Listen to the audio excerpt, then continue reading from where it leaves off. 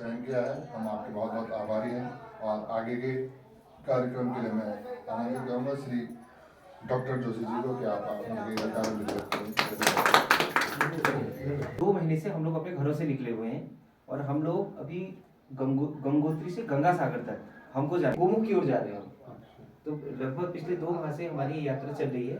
तो गंगा सागर मतलब जहाँ गंगा जी बंगाल की खाड़ी में समुद्र से मिलती है। गंगोत्री के कपाट भी नहीं खुले थे। तो अब हमारी यात्रा यहाँ तक अब अंतिम चरण पर भी पहुंची है। अभी 2-3 दिन बाद हम लोग गंगोत्री चले जाएंगे, उसके बाद हम गोमुख।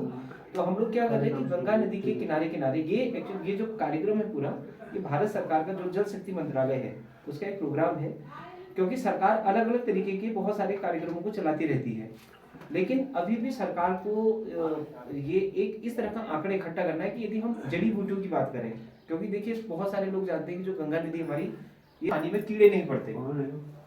तो ऐसी इस गंगा नदी में क्या ऐसी खास बात है, कौन कौन सी इस नदी के किनारे ऐसी जड़ी बूटियां गोमुख से लेकर के गंगा सागर तक इस नदी के किनारे किनारे मिलती हैं, हम पूरा उसका अध्ययन कर रहे हैं। इसके साथ साथ जो गंगा नदी है, हमने जैसे हम पश्चिम बंगाल में गए, बिहार में, झारखंड में, उधर इतना साफ है, गंगा जी बहुत ज्यादा साफ है और कोई गंदगी नहीं है। लेकिन यदि हम कानपुर और उधर उत्तर प्रदेश की बात करें तो आप सोचिए गंगा जी इतनी ज्यादा हम दे रहे हैं। इसके अलावा हम लोग लोगों को भी जगह जगह गांव में जाकर के जागरूक करें। अभी भी हम लोग प्रधान जी 10 वैज्ञानिकों की पूरी टीम आई हुई है।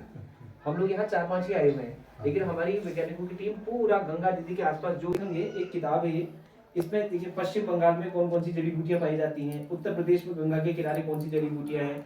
अब उत्तराखंड का क्योंकि हम काम कर रहे हैं, अब यहाँ के हम निकालेंगे। इसके अलावा बहुत सारे जो रोग हो जाते हैं, हमें उन योग क्रियाओं के माध्यम से हम ये जो रोग है उनको कैसे सही करें। इसके अलावा आज के समय में हम देख रहे थे कि गाँव में पलायन बहुत ज्यादा हो रहा है। आप इन कुटीर उद्योग के माध्यम से गाँव में जो रोजगार है वो भी बहुत ज्यादा बढ़े, जिसमें मधुमक्खी पालन है, शहद, मधुमक्खी, इसके अलावा मशरूम। आप सोचिए मशरूम पालन, ये जो एरिया है ना मशरूम के लिए इतना बेस्ट है क्योंकि यहाँ नमी बहुत ज्यादा है। तो मशरूम पालन के ऊपर, और इसके अलावा एक हमारे पास एक धरती का डॉक्टर एक किट है, एक किट हमने बना रखी है धरती का डॉक्टर।